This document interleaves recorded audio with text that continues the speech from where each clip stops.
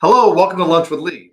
Today we're talking about pilots, and specifically pilots this time of year, they've been dormant. And what I mean by pilot is that little thing that burns gas that lights the main burner. So if you're a wood burner, may not be the video for you.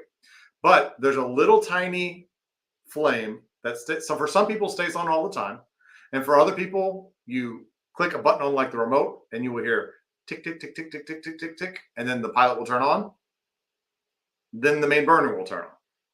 But whether you have electric ignition, which is the tick, tick, tick, or you are taking that valve, turning it to pilot, pushing it in, and hitting the ignition button until it lights and then holding it down, that type of pilot. Or when you go to gas logs, there are the type of pilots where same thing, you turn it to pilot, you push it in, and then you have to actually strike a match to light it. All three are different types of pilots, but this time of year, when that gas appliance, whether gas log or fireplace or whatever it is, has been dormant for a long time, it's not uncommon to have air in the gas line where you turn it, push it. If you're lighting a match, it may literally blow out the match or the lighter.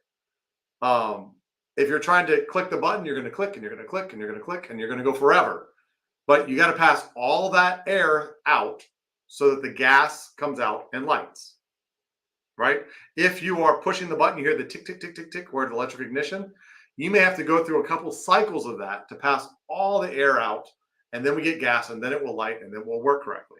And it's because it's been sitting for so long. And some people have more of this issue depending on the length of hoses that leads to your pilot. So that is lighting the pilot. Before you even get to that point,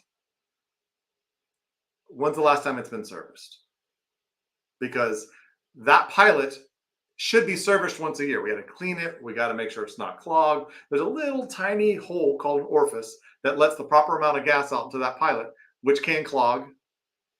So cleaning it, cleaning the whole thing, cleaning the glass, cleaning out the burners, making sure you don't have any clogs, that is proper maintenance.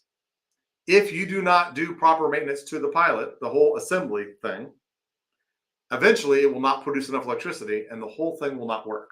So if you're trying and trying, it won't light and it won't light, you may need a part. That happens.